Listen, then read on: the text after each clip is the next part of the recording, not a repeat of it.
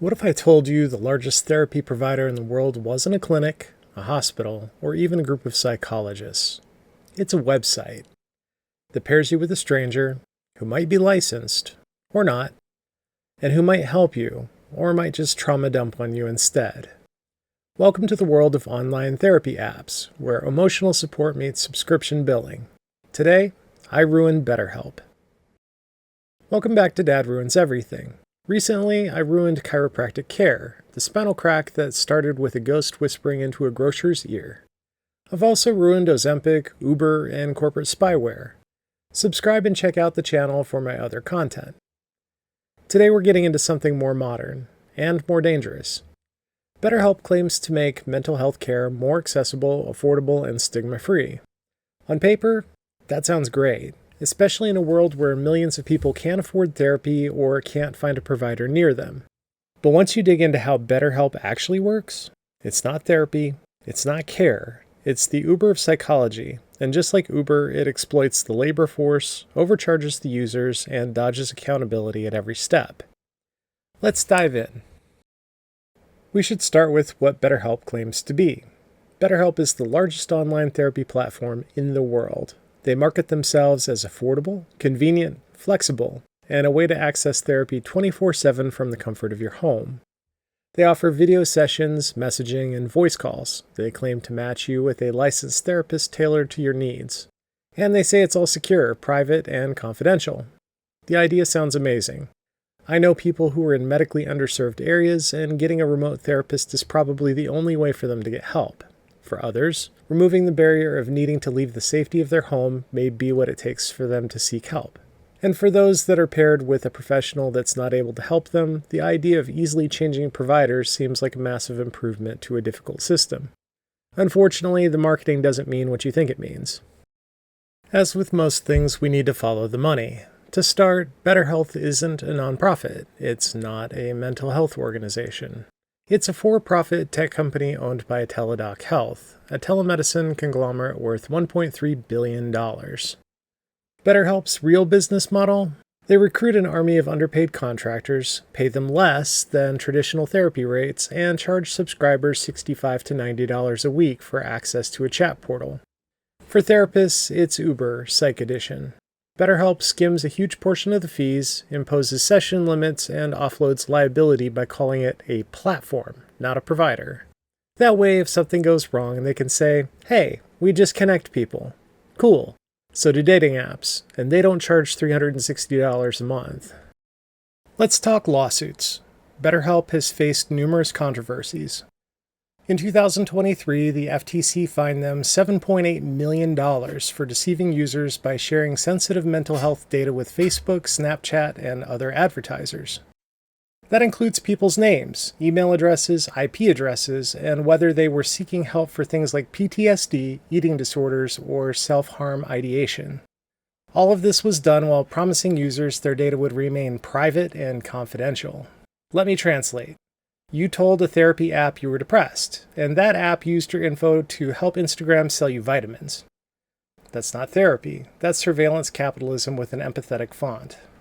Since the whole goal is pairing users with an effective therapist, let's find out more about these professionals.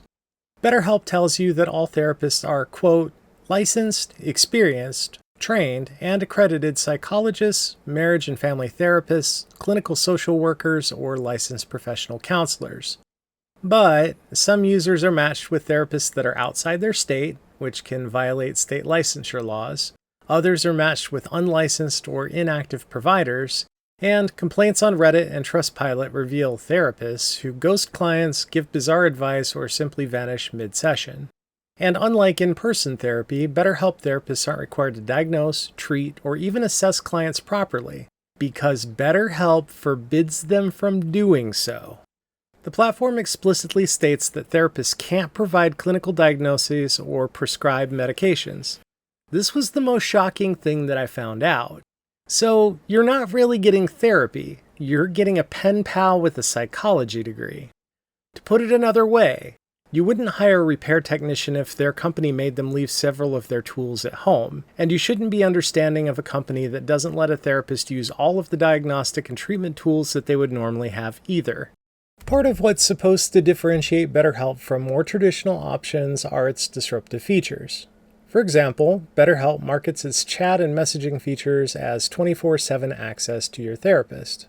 That sounds amazing until you realize that many therapists respond once or twice per day, if at all. Some respond with copy-pasted messages.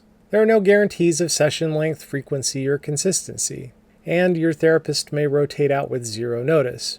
In real therapy, the relationship matters. With BetterHelp, you're on a conveyor belt of mismatched strangers. The algorithm doesn't match you based on your trauma history. It matches you like Netflix matches you to a new sitcom. The reason that my sister brought this topic to my attention was that she noted that YouTube videos endorsing BetterHelp were full of horror stories. And when I looked, I found that Reddit was too. I didn't even dive very deeply, and I found testimonials of therapists who push essential oils or prayer instead of evidence-based care. Therapists who get upset if you express criticism. Therapists who quit the platform midweek, leaving clients with no recourse. And therapists who give advice like, just think positive. To be fair, there are also users who found supportive professionals and had positive experiences. But the consistency is bad. The support is inconsistent. And if you're in crisis, the site literally says, BetterHelp is not appropriate for people in danger or immediate need. What? The more you look, the more you realize helping people is not BetterHelp's top priority. So if you need therapy, this might not be therapy. And if you really need therapy, this might be dangerous. But let's go back to privacy. BetterHelp says that it protects your data, but your messages are stored indefinitely. The therapists are contractors and not employees, which raises serious confidentiality and HIPAA compliance concerns. And the company shared data with advertisers, including time spent on therapy pages, triggering custom ad campaigns on Facebook and Instagram. So, your deepest mental health struggles? Monetized. The platform also shares data with third-party analytics firms. That's the exact opposite of what you want from therapy. Now let's get to the price. BetterHelp costs about $65 to $90 per week. That's about $260 to $360 a month. For what? One video session per week? Maybe. Some text exchanges, and a chatbot-like interface that makes you feel like a product. Compare that to in-person therapy with a sliding scale, or licensed telehealth with your local provider, or community clinics, or school-based therapists. You may actually get more for less. And if you're uninsured or low income, BetterHelp isn't your best option. It's just the most aggressively marketed one. But let's get to why you've even heard of BetterHelp in the first place. And it's the sketchiest part, the marketing. BetterHelp is everywhere because it sponsors everyone. I'm not going to name names, but that's mostly because I don't watch or listen to that many creators. I'd love for you guys to narc in the comments below. That said, I know that the list includes true crime podcasts, YouTubers, TikTok therapists, and Instagram influencers. Disgustingly, these sponsorships blur the line between mental health advocacy and affiliate sales, and some influencers earn $100 to $300 per sign-up. Think about that. You're not getting therapy because a provider matched you. You're getting therapy because a podcaster wanted a Sleep Number mattress and BetterHelp paid for it. When you commodify mental health like this, you're not fixing stigma. You're monetizing it. And here's the part where I tell you that I've never accepted a sponsorship from BetterHelp. Then again, I've never been offered one either. But you should definitely click like on this video to celebrate my integrity. So I've suggested that you not use BetterHelp. But what are you supposed to do? If you need help, here are some alternatives. PsychologyToday.com, where you can search for licensed providers by zip code, insurance, or specialty. OpenPath Collective, where you can get therapy for $40 to $70 per session. Local universities, where there are student therapist clinics under supervision, often free or very low cost. Federally qualified health centers, which offer therapy and mental health care based on income. And if you're in crisis, use real crisis resources like 988 or the crisis text line, located on the screen.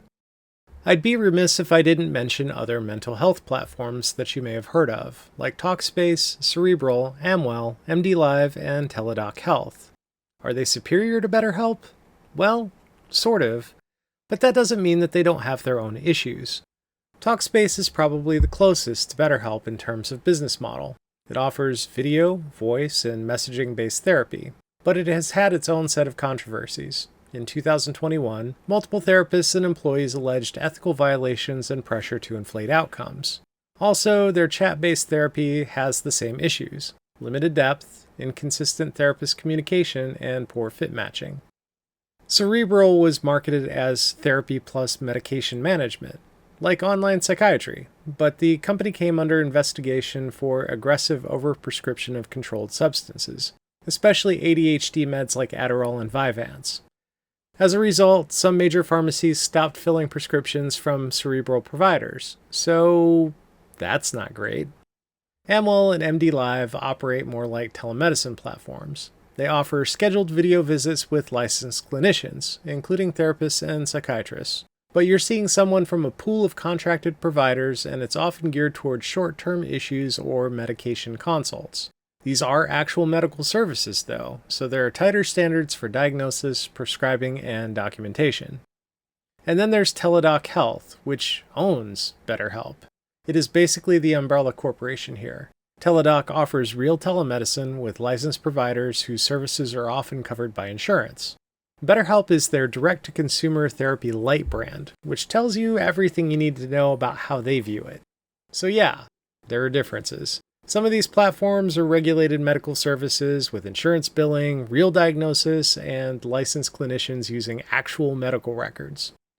BetterHelp? It's more like a subscription chat app that happens to have therapists in it. The bottom line is that BetterHelp isn't therapy. It's therapy-shaped content wrapped in subscription billing. It exploits therapists. It deceives users. It monetizes trauma. It sells privacy out the back door. And it turns mental health into a marketing campaign with a coupon code. If you've had a good experience, that's great. I want everyone to get the help they need. But don't mistake the platform for the professional. A good therapist on BetterHelp is succeeding despite the system, not because of it. So I hope BetterHelp is sufficiently ruined for you, or for someone that you may want to forward this to. Here's where I would normally make a lighthearted joke, but I legitimately just want people who are seeking help to be as informed as possible. If you found this episode educational, please hit like, subscribe, and drop the weirdest BetterHelp ad you've seen in the comments. Thanks, and take care of yourself. For real this time.